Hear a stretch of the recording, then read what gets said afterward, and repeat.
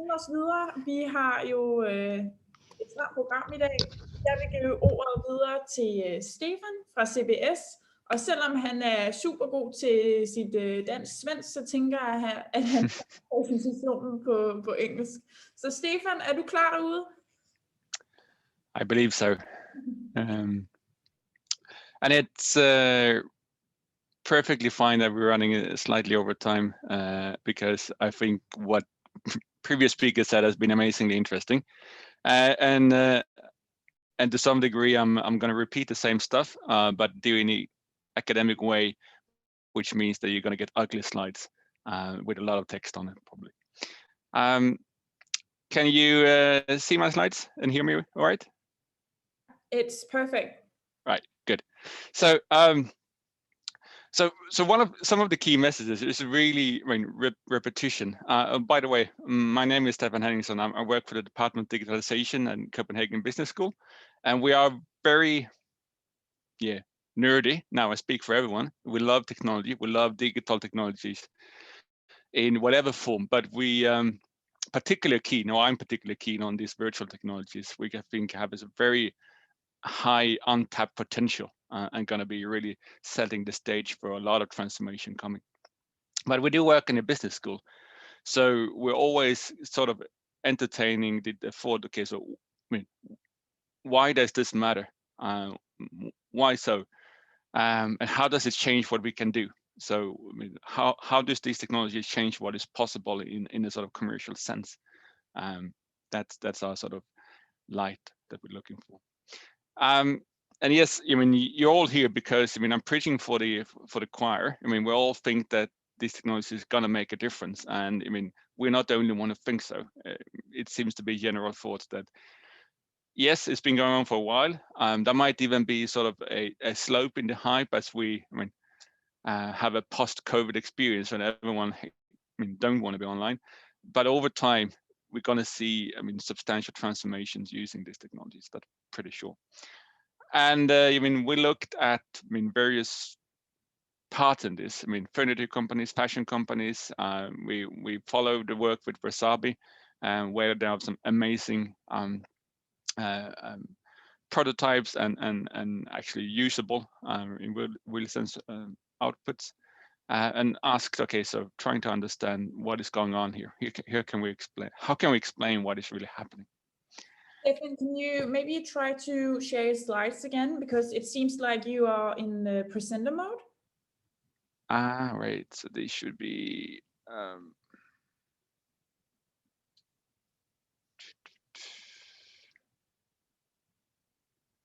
That's my screen. So how do I do this?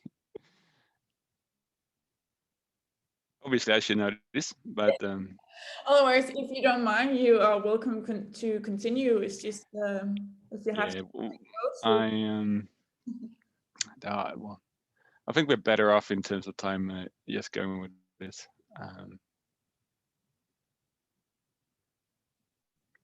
So.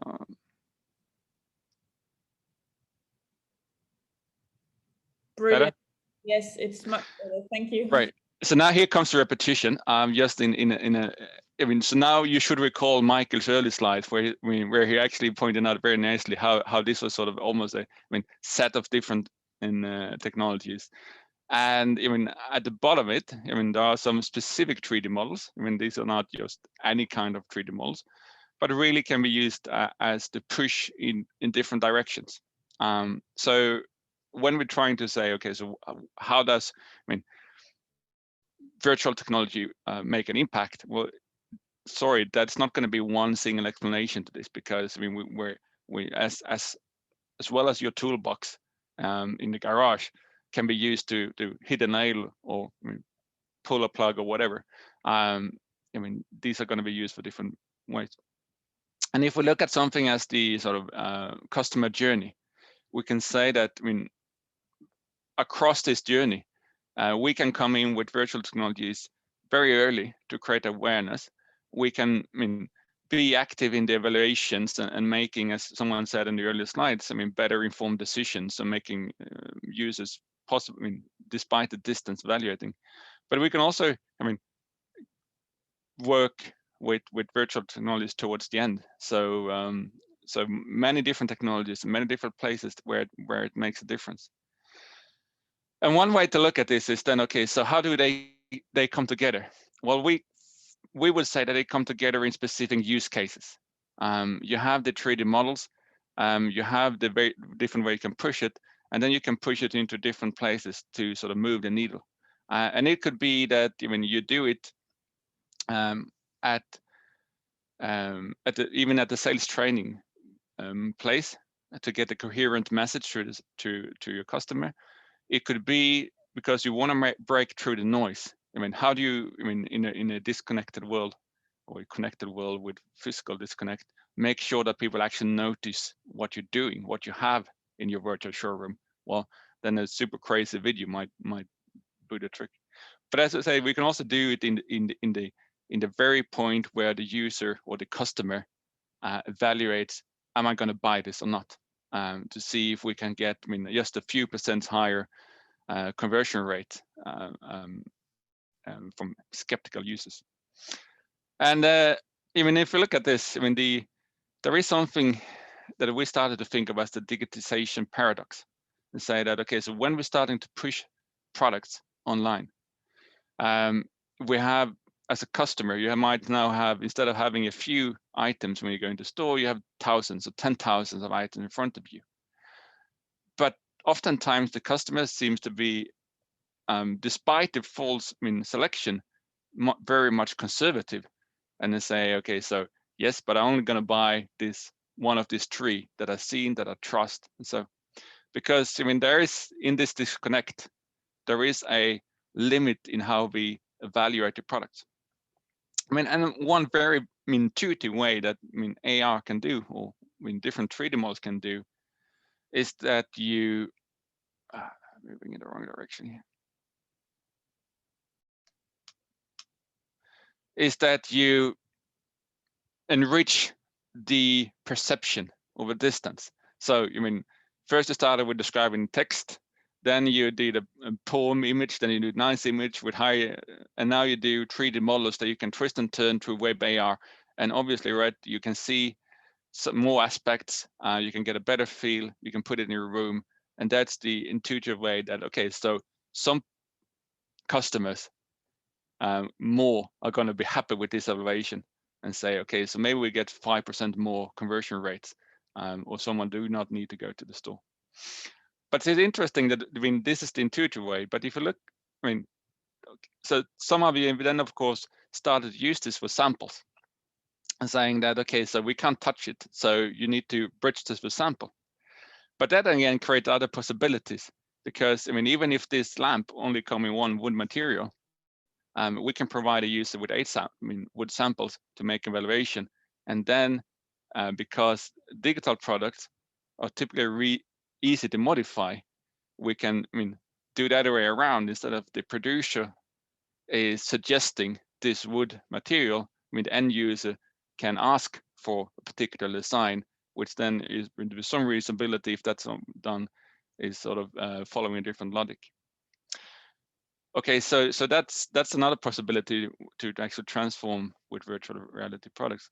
And then something I would point out as well is that now when we're looking at this product, there are certain characteristics that influence the way I perceive this.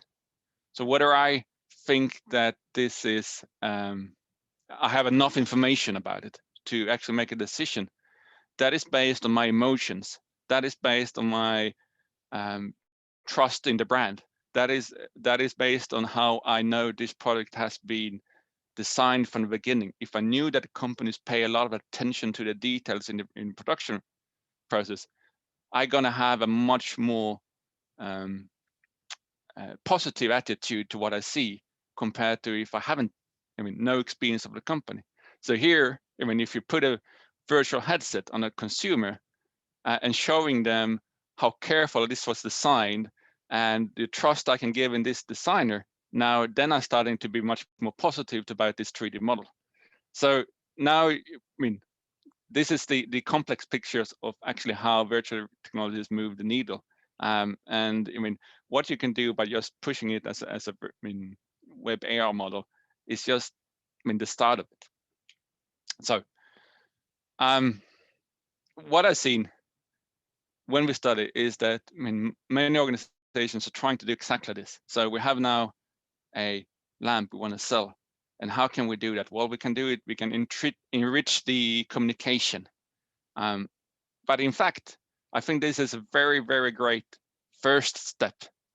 And as I said, don't overdo it. As this is said, start in the feasible way, but don't see it as the end goal, because as you get comfortable with this, you see there's other possibilities to actually transform the way you do design processes, the way you go to market, what you actually have in store versus what you can deliver. Who are your end customers? How do you engage with the end customer to have a more positive reception, etc. So there are many more dimensions to it, and these are going to be relatively unique to your product, your company, your market, your consumers, etc. So it's very hard to say exactly, okay, so there isn't a template for this, but there are going to be a lot of possibilities. That I think is the message from me. I'm probably sure I'm out of time, and you really need your break as well. No one really gains from sitting in front of a computer all day. But if you have more questions, want to have a conversation, you might use this basic technology. Give me a call, go out for a walk, have a 10-minute call on the phone instead, and get some fresh air. I think that's probably more conducive than doing another Teams meeting or Zoom meeting. Tusind tak, Stefan. Det var super godt, og dine slides var slet ikke så kedelige, som du gav udtryk for. Der var